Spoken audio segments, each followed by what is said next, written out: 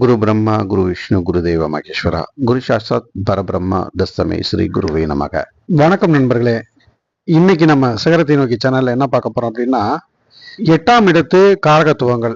8ஆம் இடத்தை பத்தி ஜோதிட நூல்கள் என்ன சொல்லுது அப்படின்னா, இதுக்கு காரகத்துவம் அப்படின்னு எடுத்துக்கிட்டோம்னா, ஆயுதங்களால் துன்பம், போர், சில விபத்துக்கள், தீரா வியாதி, தடை தாமதங்கள், கவலைகள், நீங்காத இன்னல்கள், காயங்கள், அதனால் ஏற்படும் புண்ணு, அப்புறம் விரைய செலவுகள், அதனால் வரும் பொருள் இழப்பு, விரோதமான சில போக்குகள், ஒருவருடைய ஆயுள், பெண்களுக்கு ஜாதகத்துல மாங்கல்ய பாக்கியம், அவமானம், வீண் அலைச்சல், பயம், நஷ்டம், தோல்வி, தீய காரியங்கள், கடன் தொல்லை, பழி வாங்கிறது, வாகனங்கள்ல ஏற்படும் கண்டங்கள், அதுபோக பலவிதமான கண்டங்கள், களத்திர விரோதம், தற்கொலை எண்ணத்தை தூண்டுறது, தூக்கு தண்டனை, திடீர் விபத்துக்கள், அறுவை சிகிச்சை, சிலருக்கு பொருள்கள் களவு போகுதல், தொற்று நோய், சீதனம்,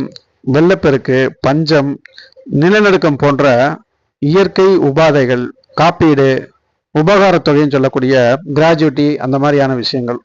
8ஆம் இடம் என்பது ஒரு துர்ஸ்தானம், முழுமையான ஒரு மறைவு ஸ்தானங்க. இது இந்த ஸ்தான அதிபதி ஜாதகத்துல அதிகமா வலு பெறுவது அவ்வளவு நல்லது இல்லைங்க. வலு பெற்றிருந்தாருன்னா கண்டங்கள் கஷ்டங்கள் என வாழ்நாள் முழுவதும் துன்பம் தொடர்ந்து வந்து கொண்டே இருக்கும்.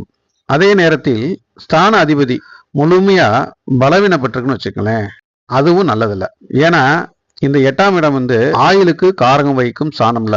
ஆயுளுக்கு பங்கம் ஏற்பட்டு விட்டா எத்தனை உச்ச கிரகங்கள் யோக கிரகங்கள் இருந்தாலும் அதுல எந்த பயனும் இல்லைல்ல. எனவே இந்த 8ஆம் இடம் பலவீனப்படக்கூடாது.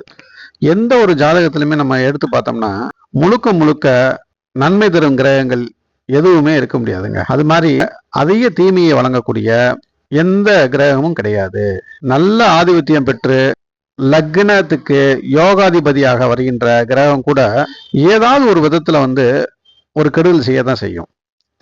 அதே போல தீய ஆதிபத்தியம் பெற்று வருகின்ற லக்ன பாவ கிரகமாக வர கிரகம் கூட ஏதாவது ஒரு விதத்துல நல்ல நன்மையை செய்யுங்க.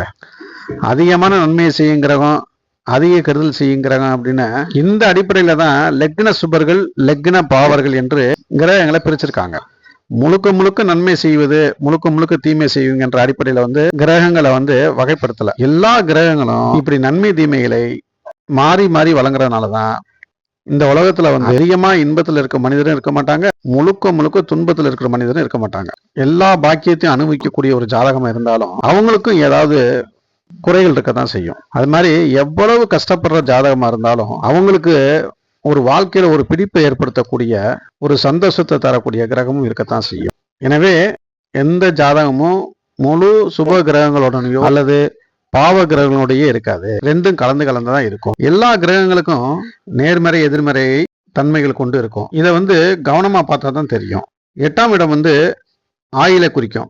ஆயில் கணக்கிட பயன்படும் இடம் 8ஆம் இடம். 8 குடையவன் ஆயில் காரணனான சனி, 3 குடையவன் லக்னாதிபதி சூரிய சந்திரர்கள், இவங்க எல்லாத்தையும் பார்த்து தான் ஆயில நம்ம கணிக்க முடியும். 8க்கு 8ஆம் இடம் என்ற அடிப்படையில அங்க 3ஆம் இடம் ஆயுளுக்கு காரகத்துவம் பெறுகிறது. ஆத்ம காரகன், உடல் காரகன் என்ற அடிப்படையில சூரியனும் சந்திரனும் ஆயுளுக்கு காரகத்துவம் வகிக்கிறாங்க. பெண்கள் ஜாதகத்தை எடுத்துக்கிட்டோம்னா 8ஆம் இடத்தை துருஸ்தானம் என்று சொல்ல முடியாது. ஏனென்றால் அவங்களுக்கு மாங்கல்ய பாக்கியத்துக்கு இந்த 8ஆம் இடம் காரகம் வகிக்கிறது. 8 குடையவன் பலவீனப்பட்டிருந்தான்னு வச்சுங்களேன், அவங்களுக்கு மாங்கல்ய பலம் இல்லைன்னு சொல்லுவாங்க. அதாவது அந்த பெண்ணின் கணவனது ஆயுளுக்கு பங்கம் உண்டாகிற மாதிரி சொல்லுவாங்க, ஆயுள் கம்மி அப்படின்னு சொல்லுவாங்க. 8ஆம் இடம் ஆயுள் ஸ்தானம், மாங்கல்யஸ்தானம், அட்டமஸ்தானம் எப்படிலாம் சொல்லுவாங்க. 8ஆம் இடத்திற்கு காரக கிரகம் சனி. மீண்டும் 9ஆம் இடத்து காரகத்துவத்துடன் சந்திப்போம்.